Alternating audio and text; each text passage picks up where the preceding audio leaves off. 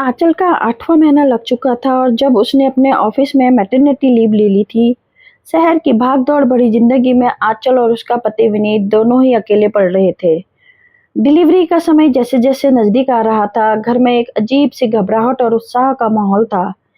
दोनों परिवारों ने फोन पर लंबी बातचीत की और आपसी सहमति से यह तय हुआ कि डिलीवरी की शुरुआती और सबसे नाजुक समय में विनीत की मां यानी कि आंचल की सास कावेरी देवी उनके पास शहर आकर रहेगी। तय यह भी हुआ कि प्रसव के 1 महीने बाद कावेरी देवी वापस लौटकर अपने घर जाएंगी। तब आंचल की सगी मां सुधा जी आकर आगे की जिम्मेदारी संभाल लेंगी। कावेरी देवी के लिए यह जिम्मेदारी खुशी से ज्यादा एक चुनौती थी। उन्होंने अपने पति रघुनाथ जी के लिए 1 महीने का सूखा राशन, घर के बने स्नैक्स, गठरिया और अचार डिब्बों में भर कर रख दिए। पड़ोस वाली ताई से रघुनाथ जी के लिए दोनों वक्त के टिफिन का भी पक्का इंतजाम कर दिया, ताकि उनके पीछे से उन्हें कोई तकलीफ ना हो। भारी मन लेकिन ढेर सारी उम्मीदों के साथ कावेरी देवी ट्रेन में बैठकर विनीत और आंचल के शहर पहुंच गई। शुरुआती कुछ दिन आंचल के लिए थोड़े असहज थे। एक बहू के लिए अपनी सास के सामने हर तरह की कमजोरी या दर्द जाहिर करना आसान नहीं होता था। उसे बार-बार अपनी माँ सुधा की याद आती थी। उसे लगता था कि माँ होती तो बिना कहे उसकी थकान समझ जाती, उसके पैर दबा देती। लेकिन सास से ये सब कैसे करवाया जाए? यह झिझक आंचल के मन में एक दीवार की तरह खड़ी थी। लेकिन कावेरी देवी इस दीवार को बहुत बारीकी से देख और समझ रही थी। उन्होंने सास का चोला उसी दिन उतार दिया था, जिस दिन उन्होंने आंचल के सूजे हुए पैरों को देखा था। एक शाम जब आंचल कमर दर्द से बेहाल होकर अपने बिस्तर पर करवटें बदल रही थी, तब कावेरी देवी चुपचाप गुनगुना तेल लेकर आई और आंचल के पैरों के पास गई। उसने बैठ गई और अरे माँ जी, आप यह क्या कर रही हैं? मुझे पाप लगेगा। आप मेरे पैर मत दबाइए। आंचल हड़बड़ा कर उठने लगी। कावेरी देवी से उसे वापस लेटाते हुए कहा, पाप तो मुझे तब लगेगा जब मैं बच्ची दर्द में तड़पे और मैं सास होने के झूठे गुरूर में बैठी रहूं। तू इस वक्त मेरी बहू नहीं है, तू बस एक माँ बनने वाली है और मैं तेरी माँ हूँ। तू चुपचाप लेट जा।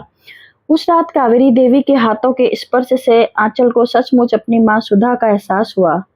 उसके बाद से कावेरी देवी ने आंचल को एक फूल की तरह सहेज कर रखा।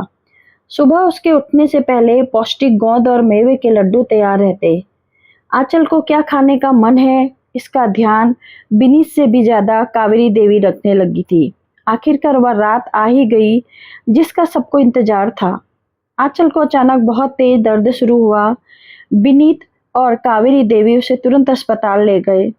लेबर रूम के बाहर कावेरी देवी एक फल के लिए भी कुर्सी पर नहीं बैठी।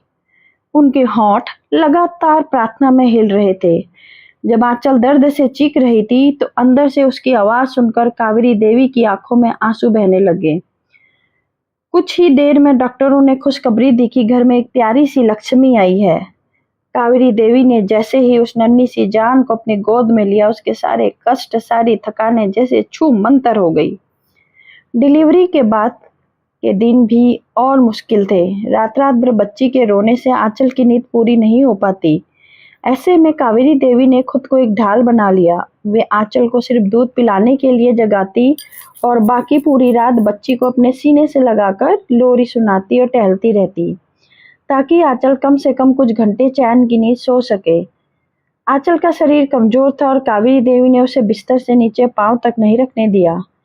वे उसे अपने हाथों से खाना खिलाती, उसके बाल संवारती और उसका दर्द बांटती। 1 महीना कैसे बीत गया किसी को पता नहीं चला।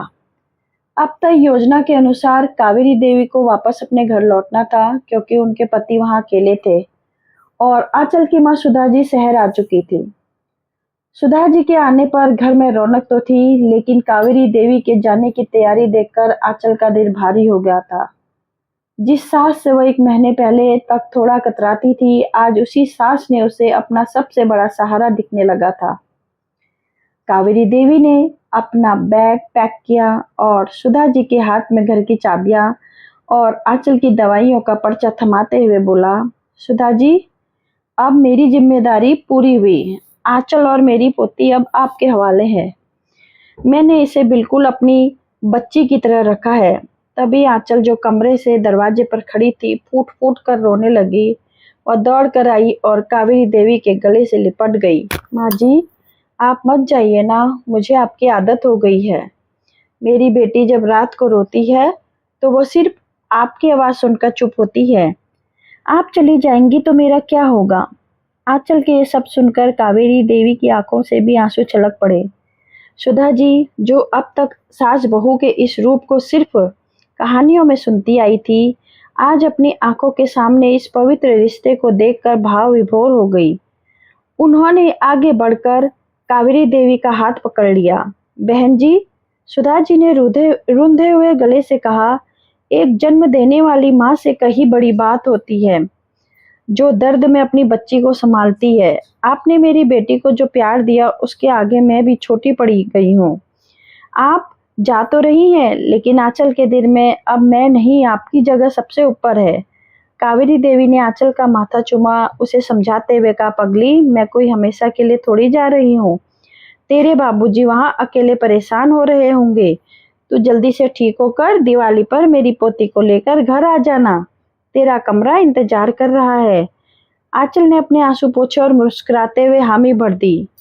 उस दिन जब कावेरी देवी घर से विदा हुई तो वह सिर्फ एक सास की विदाई नहीं थी, बल्कि एक माँ की विदाई थी, जिसने अपने निस्वार्थ प्रेम से सबका एक बहू का दिल हमेशा के लिए जीत लिया था।